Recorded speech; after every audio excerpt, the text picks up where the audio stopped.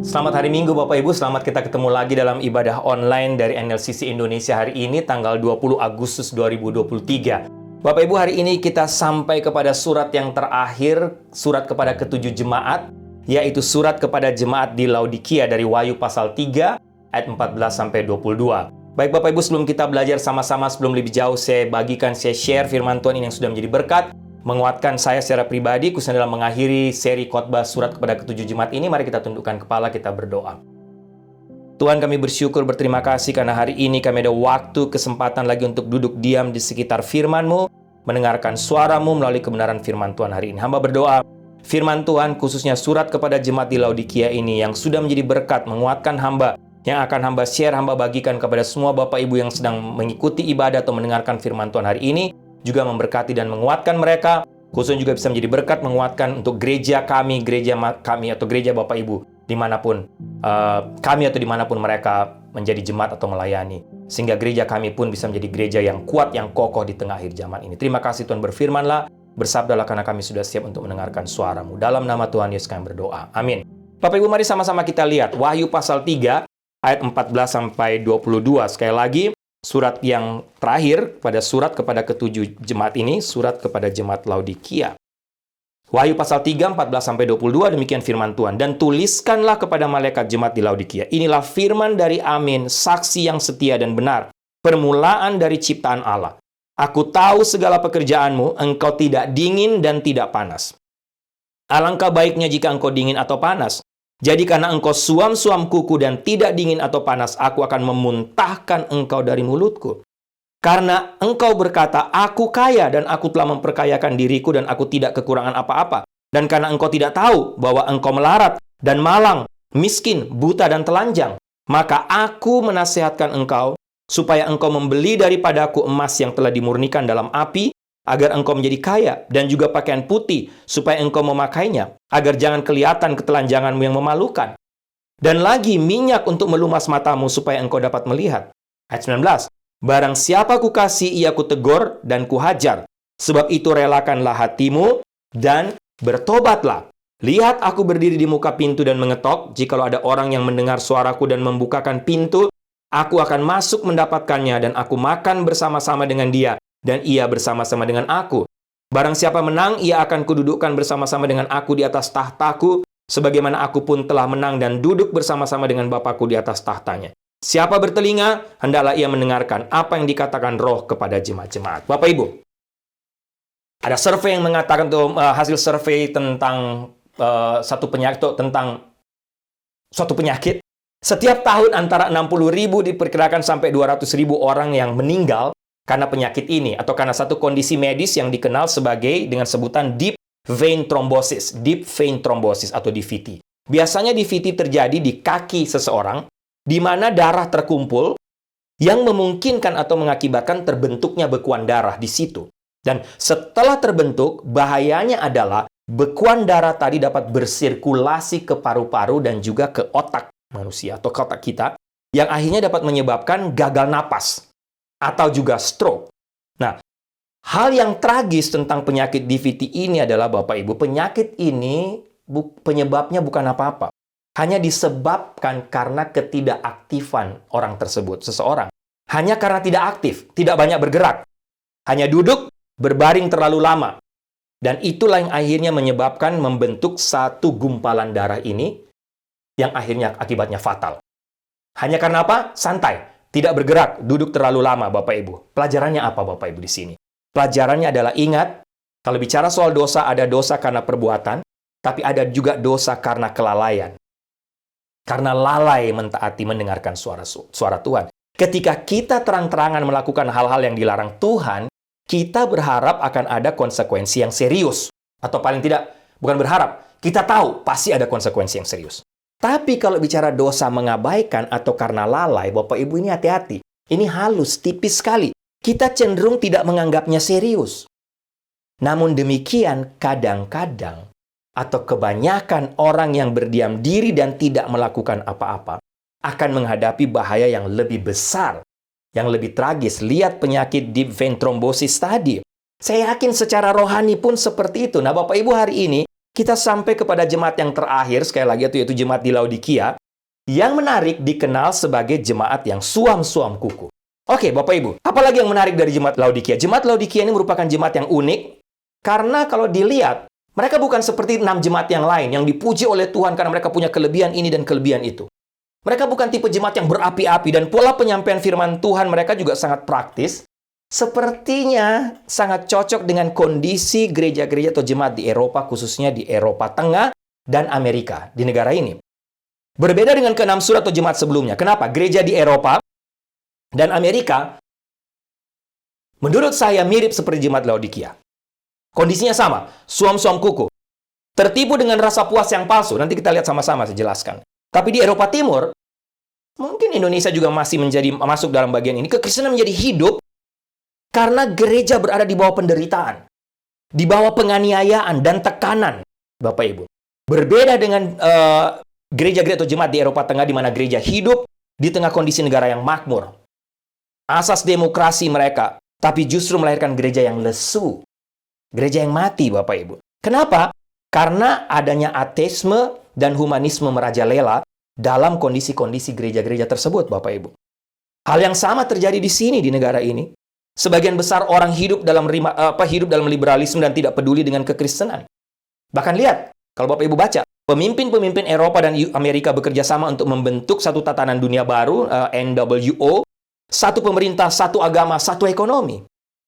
Dan akhirnya kita semua disibukkan dengan kenyamanan, hidup senang, tapi tanpa sadar kita berada dalam situasi moral yang benar-benar ambruk, benar-benar memburuk. Dan Bapak Ibu, memang kebebasan dan demokrasi terbukti memudahkan penginjilan di masa lampau, di masa lalu. Tapi gereja masa kini hidup dalam bahaya yang tidak kelihatan menurut saya. Apa itu? Kenyamanan dan kemakmuran. Kita dibombardir dengan kenyamanan, berita-berita news, termasuk khotbah-khotbah tentang kenyamanan dan kemakmuran. Tidak ada ancaman dari luar gereja membuat gereja menjadi apa? Menjadi suam-suam kuku dan santai. Harus kita akui itu. Kita sibuk mengejar kenyamanan, sibuk mengejar berkat, sibuk mengejarkan kesejahteraan pribadi daripada melakukan kehendak Tuhan. Daripada bekerja mati-matian untuk Tuhan, daripada berjuang bagi Kristus. Kalau begitu apa masalahnya? Masalahnya adalah Bapak Ibu, kita tidak bisa menang dalam situasi ini. Dalam situasi kondisi kenyamanan dan kemakmuran. Kebebasan dan kemakmuran membawa kita kepada godaan untuk mempercayakan diri kita tanpa sadar kepada berkat-berkat itu lebih daripada kepada Tuhan sebagai sumber berkat. Ini bahayanya. Karena kita punya semuanya, kita tidak merasa bahwa kita butuh Tuhan. Masalahnya, manusia sering atau kita sering menaruh kepercayaan kepada hal yang salah, yaitu pada hal materi. Pada harta duniawi, itu fokus kita. Dan Tuhan Yesus dengan tegas mengingatkan kita untuk tidak mengumpulkan harta di dunia. Kita tahu kebenaran ini. Tapi justru harta di sorga. Dan Paulus juga mengajarkan hal yang sama. Tuhan juga mengingatkan bangsa Israel hal yang sama dalam Ulangan pasal 6 ayat 10 agar mereka tidak melupakan Tuhan sebagai sumber kebebasan dan sumber keselamatan mereka. 9 kali dalam kitab Ulangan dia mengatakan kepada mereka, kepada bangsa Israel, untuk tidak melupakan apa yang telah Tuhan lakukan bagi mereka. Dan 15 kali Tuhan mengatakan kepada mereka untuk mengingat Tuhan dan bagaimana Ia telah membebaskan mereka dari perbudakan. Sehingga Bapak Ibu di sini terlihat Tuhan sendiri, sekali lagi kita kembali kepada jemaat di Laodikia, Tuhan sendiri dalam suratnya kepada jemaat di Laodikia memperingatkan mereka dampak dari hidup suam-suam kuku, di mana kita hanya menaruh kepercayaan kepada harta duniawi lebih daripada mengejar hubungan dengan Tuhan. Dan iman kepada Tuhan Yesus di atas segalanya. Dan inilah yang terjadi juga, menurut saya, di tengah gereja masa kini, di mana kita hidup sekarang.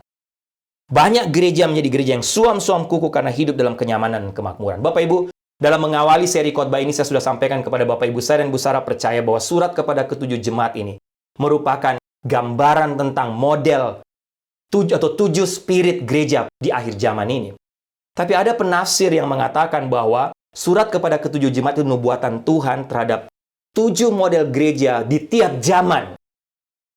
Sehingga mereka percaya, kalau kita percaya kita sedang hidup di akhir zaman sekarang ini, berarti jemaat di Laodikia ini merupakan gambaran tentang gereja pada masa sekarang. Bapak Ibu bisa mempercayai yang mana? Saya percaya bahwa 7 spirit atau 7 surat kepada 7 jemaat itu 7 spirit jemaat sekarang. Tapi ada yang mengatakan kalau kita baca jemaat Laodikia ini, justru ini lebih menggambarkan tentang gereja pada masa sekarang. Kenapa? Lihat, kita mau belajar sama-sama pertama tentang kota dan jemaat Laodikia. Ayat 14a, Wahyu pasal 3 tadi. Laodikia adalah kota utama di Frigia, di lembah Likus, Bapak Ibu, yang terletak sangat strategis di mana ada 3 jalan raya bertemu di kota ini. Kota Laodikia juga dikenal dengan kota yang sangat komersial dan kaya dan menjadi kota para bankir dan pemodal-pemodal kaya. Kenapa? Banyak jutawan bergabung untuk membangun teater di sana, stadion-stadion besar, tempat-tempat permandian umum yang mewah, dan pusat-pusat perbelanjaan yang sangat mewah dan sangat luar biasa. Bapak Ibu, bicara soal bangunan-bangunan ini, bukankah ini sangat familiar di telinga kita? Ini gambaran tentang dunia sekarang, gambaran tentang negara di mana kita hidup, gambaran di sini di Amerika. Saya rasa bukan di Amerika saja. Bicara mall, toko-toko barang mewah, ada di mana? Semua ada di sini. Ini menjadi ikon dari negara ini sejak tahun 80-an, 90. Tapi di Indonesia juga saya yakin, banyak orang Indonesia, teman-teman datang ke sini, saya bawa ke mall, mereka katakan, mall di Amerika tidak ada bandingnya dengan mall di Indonesia. Mall di Indonesia jauh lebih besar. Sehingga mungkin tidak cocok kalau hanya bicara Amerika saja. Tapi harus diakui negara Amerika yang telah menjadi negara konsumerisme nomor 1 di dunia. Saya tidak tahu apa Bapak Ibu yang pernah hidup di sini, Bapak Ibu pernah lihat kerumunan orang belanja di pusat-pusat perbelanjaan di sini, khususnya menjelang Thanksgiving atau setelah Thanksgiving atau Natal, di mana ada diskon besar-besaran dan orang berjubel, tumpang tindih, Bapak Ibu, berebutan barang. Sampai banyak yang mati karena rebutan barang, karena belanja, cari barang yang mau mendapatkan barang yang murah, Bapak Ibu. Tidur antri dari pagi hari, mereka bisa tidur di situ, menginap di halaman-halaman mall. Jutaan dolar melayang dalam 1 hari saja.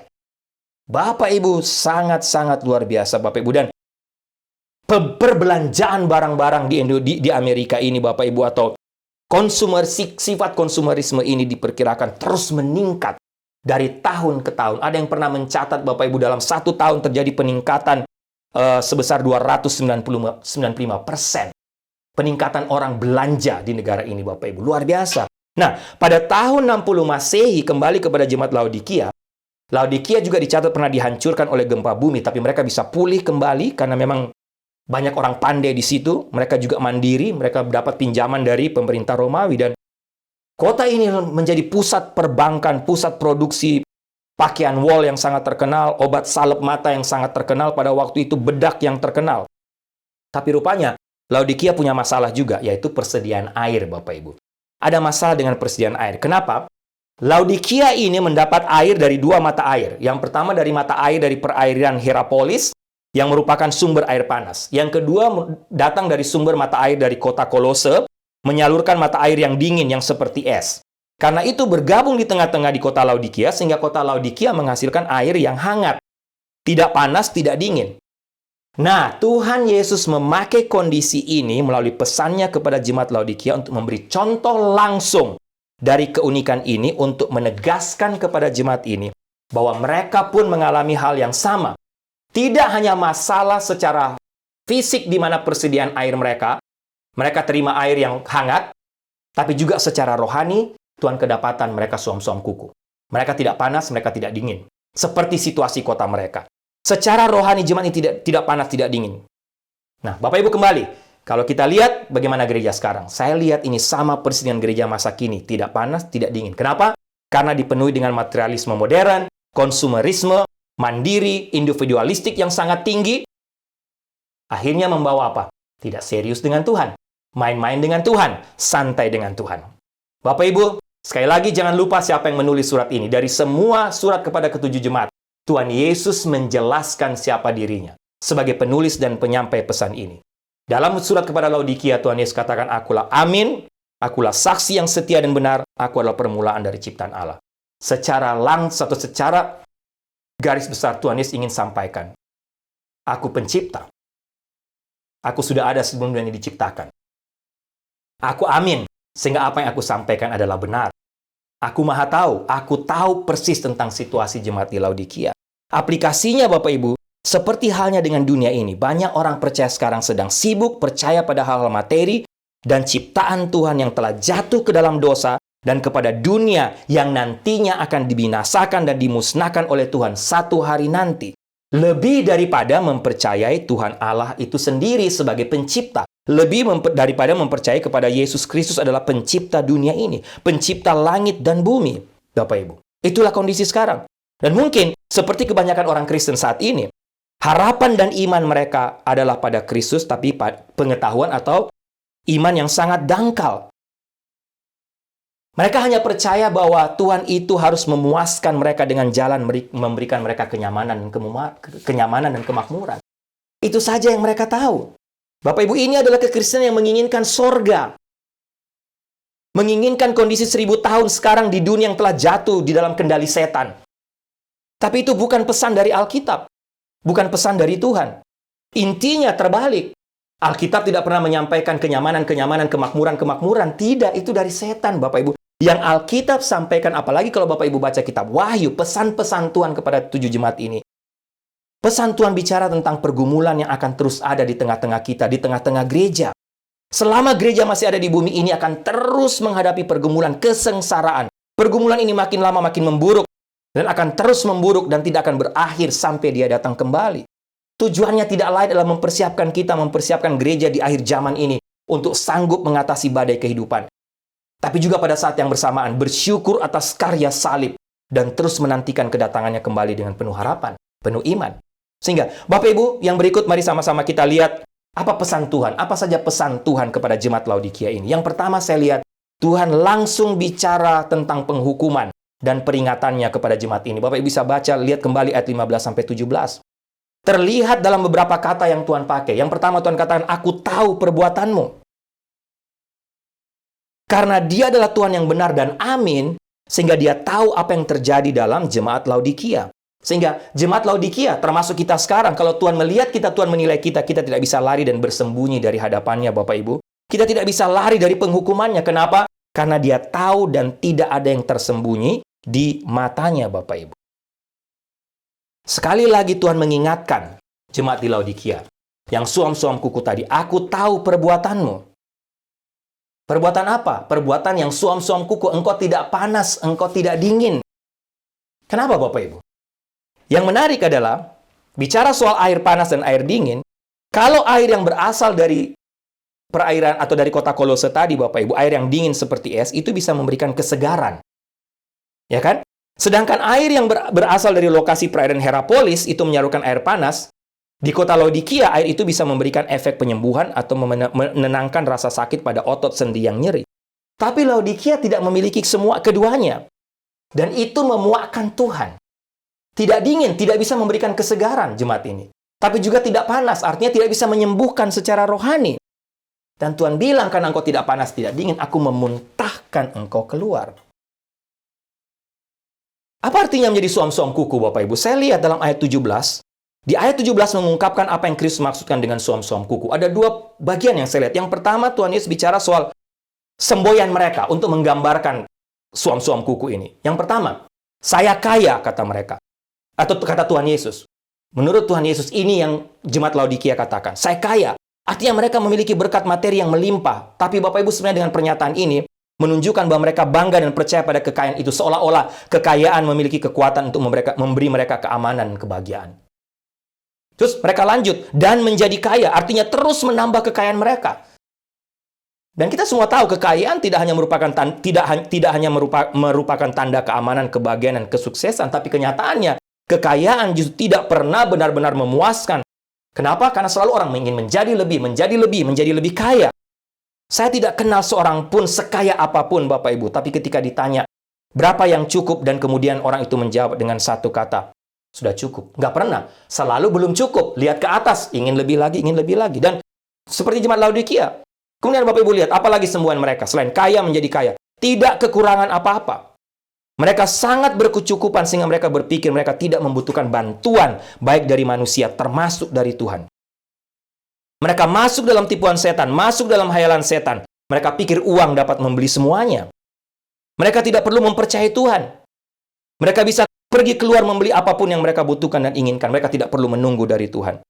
Masalahnya mereka mencari kebahagiaan mereka dalam hal-hal dan keamanan mereka dalam kekayaan mereka, Bapak Ibu. Akibatnya mereka mengabaikan Tuhan sekali lagi dan mengabaikan nilai-nilai kebenaran kitab suci. Mereka mengabaikan pelayanan atau kebaikan yang nyata kepada orang lain. Mereka lupa untuk menolong orang lain. Mereka hanya hidup untuk diri sendiri. Sama Bapak Ibu sekali lagi dengan negara ini, negara Amerika. Amerika dicatat memiliki lebih banyak gereja per kapita daripada negara lain manapun. Mata uang negara ini juga tertulis In God We Trust.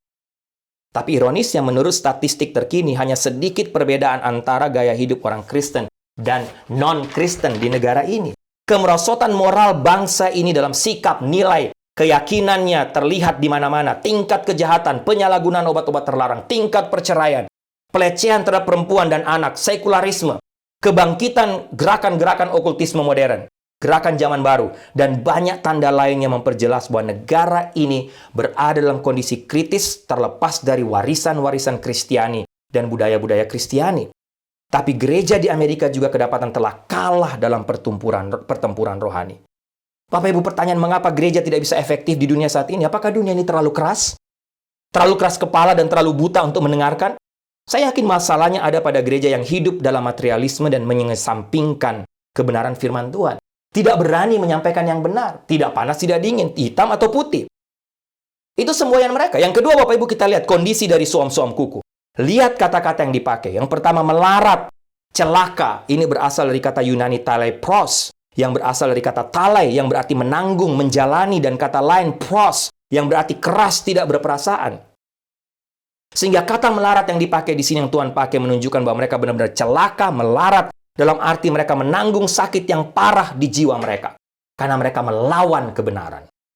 Yang kedua dipakai kata malang, menyedihkan, miskin, pengemis. Bapak Ibu, ini menggambarkan seseorang dalam keadaan sedemikian rupa, sehingga dia menjadi objek orang yang perlu dikasihani, seperti seorang pengemis. Mengacu pada orang yang meminta remah-remah, mencoba untuk mengisi rasa lapar atau keinginan mereka. Mereka mencoba menemukan kebahagiaan dan keamanan dalam hidup mereka seperti seorang pengemis, karena mereka tidak dapatkan. Buta, ada kata buta, gambaran bahwa mereka tidak memiliki wawasan atau ketajaman rohani. Mereka sedang berjalan dalam kegelapan. Dan Bapak Ibu, inilah inti masalah jemaat di Laodikia yang Tuhan dapatkan. Tuhan ingatkan. Ini bicara soal kebutaan rohani mereka. Wawasan rohani yang buruk. Dan kurangnya perspektif visi atau kurangnya pandangan atau kurangnya perspektif dalam melihat kebenaran firman Tuhan. Ini masalah yang serius. Masalah mencari kebahagiaan dalam harta-harta duniawi, Bapak Ibu.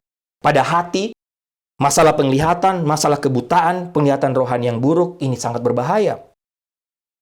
Sangat-sangat serius, karena kita tidak bisa melihat lagi mana yang benar. Bapak Ibu, bahaya. Dan terakhir, kata telanjang. Kata ini adalah kata Yunani gumnos. Bapak Ibu familiar dengan gymnasium. Kata gym. Kata ini berarti dua. Yang pertama, benar-benar tanpa pakaian. Yang kedua, berpakaian buruk atau compang-camping. Meskipun mereka kaya dan berproduksi serta mengenakan pakaian mahal dari wall tadi, meskipun mereka kaya karena mereka memproduksi salep-salep mata dan bedak yang sangat mahal, tapi Tuhan Yesus mendapati secara rohani mereka berada dalam kondisi yang memprihatinkan seperti orang yang telanjang, pakaian compang-camping. Bapak Ibu, aplikasinya, bagi orang yang tidak percaya atau orang yang hanya mengaku Kristen, ini berarti tidak memiliki kebenaran Kristus sama sekali. Tapi sedangkan bagi orang percaya, ini berarti tidak memiliki buah roh.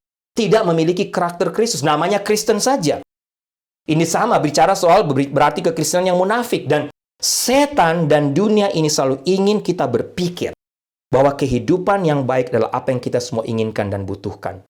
Lihat, orang-orang menonton acara seperti gaya hidup orang kaya dan terkenal, senang nonton yang begitu. Acara permainan di mana orang memenangkan uang dalam jumlah besar. Mereka berusaha mengikuti lotre dan berpikir, wow, andai saja saya bisa mendapatkan keberuntungan yang seperti itu. Yang cepat, kaya, yang banyak. Implikasinya Bapak Ibu adalah bahwa uang dapat membeli kehidupan yang baik, tapi tidak demikian. Kita kira, ini kebohongan terbesar. Tidak ada kehidupan yang baik yang bisa dibeli dengan uang berapapun. Materialisme adalah kebiasaan yang merusak. Dan statistik menunjukkan, semakin banyak uang yang Anda miliki, semakin besar kemungkinan Anda untuk bunuh diri. Angka-angka penelitian mengungkapkan harapan hidup menurun seiring dengan meningkatnya pendapatan. Ibu lihat, uang menambah stres dan pada gilirannya membutuhkan waktu bertahun-tahun untuk mendapatkan kesembuhan dari kehidupan seseorang yang telah jatuh dalam depresi. Sebuah penelitian lain menunjukkan bahwa uang juga meningkatkan kemerosotan moral dan perpecahan rumah tangga, perpecahan keluarga. Perselingkuhan dalam pernikahan dan tingkat perceraian meningkat seiring dengan tingkat pendapatan. Menyedihkan. Di satu sisi orang terus mau menambah pendapatan. Tapi statistik membuktikan tambah kaya, tingkat perceraian, kehancuran rumah tangga makin tinggi. Lihat, uang tidak bisa membeli kebahagiaan. Bapak Ibu, yang berikut tadi penghukuman peringatan Tuhan. Yang kedua, nasihat dan janji Tuhan. Dalam Wahyu pasal 3, 18-19, Tuhan katakan, aku menasehatimu. Kata ini, kata Yunani yang dipakai berarti memberikan nasihat atau bermusyawarah bersama. Dan ini mengingatkan kita, seharusnya bahwa seluruh firman Tuhan tidak hanya pesan kepada ketujuh jemaat. Seluruh firman Tuhan adalah nasihat Allah yang menyatakan kehendak Allah, yang isinya kehendak Allah. Lewat pesan ini, Allah juga sedang memanggil kita, memanggil gereja sekarang untuk datang kepadanya. Untuk duduk bersama-sama, mendengarkan suaranya, mendengarkan nasihatnya. Apa nasihat Tuhan dalam ayat 18-19? Dia katakan, membeli daripadaku.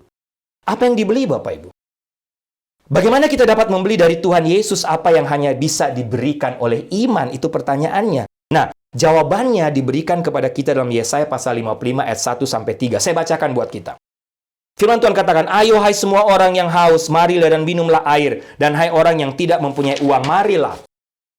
Terimalah gandum tanpa uang pembeli dan makanlah juga anggur dan susu tanpa bayaran. Ayat 2. Mengapakah kamu belanjakan uang untuk sesuatu yang bukan roti dan upah jerih payahmu untuk sesuatu yang tidak mengenyangkan? Dengarkanlah aku, maka kamu akan memakan yang baik dan kamu akan menikmati sajian yang paling lesat. Ayat 3. Sendengkanlah telingamu dan datanglah kepadaku, dengarkanlah, maka kamu akan hidup. Aku hendak mengikat perjanjian abadi dengan kamu menurut kasih setia yang teguh yang kujanjikan kepada Daud. Bapak Ibu lihat, kata beli di sini adalah sebenarnya satu konsep, satu sebutan.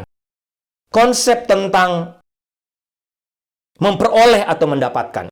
Tidak ada yang benar-benar dapat membeli barang-barang ini kalau mau jujur dari Kristus. Tuhan Yesus hanya menggunakan kata-kata ini sebagai media, khususnya dalam surat kepada jemaat di Laodikia, untuk membawa pikiran mereka dari dunia materi ke kekayaan material ke dunia spiritual. Dan membutuhkan kekayaan spiritual yang hanya bisa diterima dengan iman. Perhatikan juga konsep sumber dari barang-barang ini. Dari mana sumbernya? Hanya dapat dibeli dari Kristus. Bapak Ibu, kalau dilihat Tuhan Yesus, kita perhatikan apa yang bisa dibeli atau diperoleh. Tuhan Yesus pakai 3 kata gambaran. Pertama, emas. Emas di sini jelas merupakan gambaran dari iman. Inilah kekayaan sejati. Bapak Ibu, yang bisa kita dapatkan. Iman menghasilkan, yang dapat dihasilkan dari firman Allah itu sendiri. Sekali lagi, emas gambaran tentang iman. Pakaian putih. Pakaian putih ini berbicara mengacu kepada kebenaran Kristus, kepada kesucian. Tapi ada yang juga katakan pakaian putih ini sedang berbicara tentang pengalaman-pengalaman bersama Kristus atau kehidupan yang dipenuhi dengan buah roh. Emas, gambaran tentang iman. Pakaian putih bicara tentang kebenaran, hidup dalam kebenaran. Pakaian putih bicara tentang pengalaman-pengalaman bersama dengan Kristus. Dan kemudian salep mata, minyak yang melumaskan mata. Kata ini Bapak Ibu jelas berkaitan dengan penglihatan rohani. Kemungkinan besar ini mengacu kepada karya pribadi dari karya Roh Kudus yang ada dalam hidup kita, yang bisa membuat kita atau membuka mata rohani kita sehingga kita bisa bertobat, bisa membuat kita bisa mengerti kebenaran-kebenaran firman Tuhan, membuka mata rohani kita. Ya Bapak Ibu lihat, tanpa Roh Kudus siapa yang bisa mengerti firman Tuhan? Banyak kesaksian, banyak pengalaman orang yang belum terima Tuhan Yesus sebagai Tuhan dan Juru Selamat, belum dilahirkan kembali. Mereka bilang, saya baca-baca firman Tuhan, saya tidak mengerti. Dan Bapak Ibu, inilah nasihat yang Tuhan berikan, sama. Kalau kita memang sedang dalam keadaan suam-suam kuku, Bapak Ibu, sekarang ini tidak ada lain. Kita membutuhkan, harus mendengarkan nasihat Tuhan ini. Kita membutuhkan Roh Kudus. Sekali lagi, Bapak Ibu, ingat, kita perlu mengingat surat ini ditulis untuk gereja.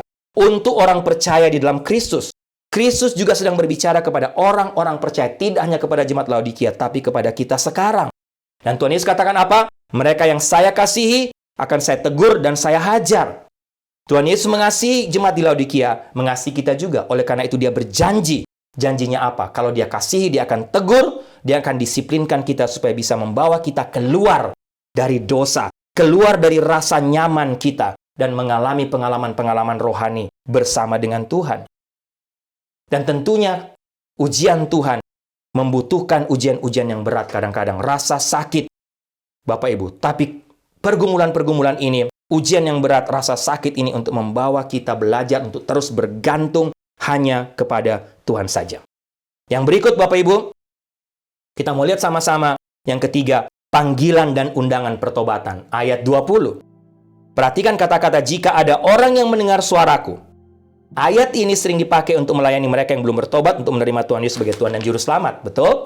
Tapi berdasarkan frasa sebelumnya, barang siapa kukasih ia kutegur dan kuhajar, sehingga kata kasih di sini dipakai kata phileo, menarik, yang dipakai untuk menunjukkan kepada orang-orang yang sudah percaya, berbeda dengan kata agape. Dalam Yohanes pasal 3 ayat 16 yang ditujukan sebagai kasih Allah kepada orang yang belum percaya. Sehingga boleh kita simpulkan kata phileo ini dipakai di sini diterapkan pada orang-orang Laodikia di sini dalam hal ini karena ayat tersebut menyimpulkan bahwa jemaat Laodikia, jadilah bersemangat, bertobatlah karena Kristus mengasihi mereka. Siapa mereka? Mereka yang sudah percaya. Yesus katakan lagi selanjutnya, aku berdiri. Dipakai kata yang menandai kesabaran penuh kasih dari Tuhan dan keinginan Tuhan sendiri untuk bersekutu dengan kita. Kemudian Tuhan Yesus katakan mengetok. Dipakai dalam bahasa Yunani kata mengetok dipakai dalam bentuk terus-menerus. Terus-menerus. Menunjukkan apa Bapak Ibu? Kesabaran Tuhan sampai kita membuka pintu hati kita dan menerima undangannya untuk bersekutu bersamanya. Dan Tuhan Yesus katakan apa? Kalau kamu buka pintu, aku akan makan bersamanya. Makan dengannya dan dia denganku. Kata makan di sini dipakai satu kata yang menunjuk kepada pesta besar. Satu makanan yang sangat lengkap. Karena siapa? Karena Yesuslah yang menjamu kita. Makanan besar, makanan lengkap. Artinya apa? Kelengkapan keutuhan secara rohani. Bapak Ibu, inilah panggilan Tuhan kepada jemaat Laodikia, tapi juga panggilan untuk kita, jemaat gereja sekarang. Kalau kita berada dalam suam-suam kuku, tidak ada jalan lain. Kita harus menjawab panggilan Tuhan, dan Tuhan terus berdiri di depan pintu mengetok dengan sabar sampai kita membuka pintu baginya. Tidak ada kata selesai. Di tengah zaman situasi makin sulit ini, Bapak Ibu, saya yakin gereja ada waktu, ada kesempatan untuk bertobat. Revival mengundang Yesus menjadikan Tuhan yang utama. Tidak santai. Sehingga Bapak Ibu, pelajaran penting untuk kita dan gereja masa kini sebagai penutup. Gereja tidak berguna jika gereja hanya sebuah organisasi religius. Bapak Ibu, saya mau kita garis bawah ini. Belajar dari jemaat di Laodikia. Tapi hidup, sekali lagi gereja tidak berguna jika gereja hanya sebuah organisasi agama religius, tapi hidup dalam keegoisan, materialistis, puas dengan diri sendiri. Gereja seperti adalah gereja di mana Kristus hanya berdiri di luar pintu karena sikap apatis gereja terhadap firman-Nya. Firman yang menginsafkan, yang menerangi, yang menghangatkan, yang melembutkan hati, membuat orang produktif. Jadi Bapak Ibu, tugas kita sekarang, gereja masa kini adalah mendengar, membuka telinga kita seperti jemaat di Laodikia. Gereja hari ini suam-suam kuku, dan kalau suam-suam kuku tidak ada lagi waktu, Tuhan akan memuntahkan. Bagaimana dengan Bapak Ibu dan saya hari ini? Kita telah melihat apa artinya menjadi suam-suam kuku dan bagaimana kita menghadapi suam-suam kuku. Apakah kita memiliki telinga untuk mendengar pesan Tuhan ini? Ketika Tuhan menantang kita, khususnya ketika Tuhan mendapatkan kita sedang dalam kenyamanan, kemakmuran, sedang buta secara rohani, sedang hidup dalam keserakan, hidup dengan diri sendiri. Oke, Bapak Ibu, sebagai penutup, beberapa hal yang perlu kita renungkan dan pikirkan sebagai penutup khotbah ini. Bahkan boleh saya katakan sebagai untuk menutup rangkaian seri khotbah belajar dari ketujuh jemaat di Asia Kecil dalam Wahyu pasal 2 dan 3. Mari sama-sama kita renungkan, kita pikirkan beberapa hal yang ingin saya sampaikan sebelum saya tutup dalam doa. Bapak Ibu perhatikan. Yang pertama, pikirkan seberapa sering keserakahan, menumpuk harta di bumi, dan keinginan untuk hidup yang baik secara negatif mempengaruhi hidup kita, termasuk mempengaruhi pertumbuhan gereja kita. Yang kedua, pikirkan, renungkan, bagaimana hal itu bisa menodai kesaksian Kristus. Ketika saya katakan profesional bisnis mencoba untuk mengkompromikan integritas dan nilai-nilai Alkitabiah untuk membuat kita berdosa dan mempermalukan Tuhan di tengah dunia ini. Ketiga, pikirkan, renungkan, evaluasi bagaimana keserakahan telah mencabik-cabik keluarga kita. Ketika orang tua mencurahkan energi terbaik mereka untuk memimpikan kehidupan yang baik, tapi menyisakan sedikit kekuatan atau waktu untuk fokus merawat kesejahteraan rohani, spiritual keluarga mereka demi kebutuhan fisik yang berlebihan. Kerja, cari uang, tapi melupakan pertumbuhan rohani keluarga, anak-anak, sehingga jadi korban hubungan suami istri, korban anak-anak. Berikut, pikirkan bagaimana keserakahan melukai gereja dan pelayanan karena alasan yang sama. Karena orang begitu tenggelam dalam pengejaran posisi, kekuasaan, pujian, prestise, kesenangan sehingga tidak ada waktu atau tenaga untuk mengabdikan diri pada Tuhan, pada gereja, pada pelayanan, pada firman Tuhan, dan pada pekerjaan Tuhan lainnya. Misalnya, menolong orang lain, memperhatikan mereka yang miskin, menolong mereka yang susah, yang sedang membutuhkan. Bapak Ibu, kita tidak dibebaskan dari konsekuensi bentuk keserakahan kita sendiri. Berhenti sejenak, dengarkan suara Tuhan. Kalau memang kita berada dalam kondisi seperti yang tadi, bertobat. Waktunya tidak akan lama lagi, jangan menunda diri. Amin. Mari kita tundukkan kepala, kita berdoa. Tuhan, terima kasih, kami bersyukur kami bisa belajar banyak dari surat kepada ketujuh jemaat secara khusus hari ini. Kami bersyukur, terima kasih, kami belajar lagi tentang surat peringatan Tuhan, janji, nasihat Tuhan, khususnya kepada jemaat di Laodikia. Tuhan, tolong, baik kami secara pribadi maupun secara bergereja, kami tidak jatuh dalam kesalahan yang sama dosa ini. Hidup fokus kepada hal dunia, materi, kenyamanan, kemakmuran. Hidup santai, main-main, tidak serius dengan Tuhan, tidak panas dan dingin. Akhirnya dimuntahkan oleh Tuhan dalam arti tidak ada gunanya. Tapi Tuhan tolong supaya di tengah akhir zaman ini kami menjadi gereja yang semangat, gereja yang kuat, yang kokoh. Karena kami mendengar suara Tuhan, bertobat, kami kembali memberikan yang terbaik untuk Tuhan. Fokus pada Tuhan, fokus pada kebenaran firman Tuhan. Tidak takut untuk menyampaikan yang benar di tengah dunia ini. Tidak takut untuk bicara kebenaran. Terima kasih Tuhan, terima kasih untuk kebenaran firman-Mu hari ini. Dalam nama Tuhan Yesus kami berdoa. Amin.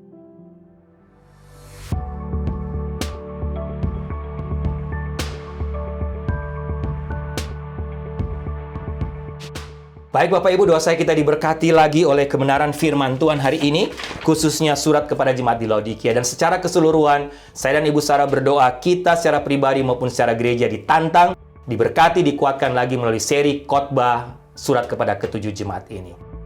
Ada beberapa pengumuman Bapak Ibu bisa lihat di screen sebelum saya tutup dalam doa berkat. Jemaat yang kekasih, tundukkanlah kepalamu, arahkanlah hatimu kepada Tuhan, dan terimalah berkat Tuhan. Anugerah keselamatan dari Tuhan Yesus Kristus, kasih sayang yang tidak berkesudahan dari Allah Bapa, serta penyertaan dari Roh-Nya yang Kudus, kiranya menyertai engkau sekalian, mulai hari ini sampai Maranatha Tuhan Yesus datang kembali. Haleluya, amin.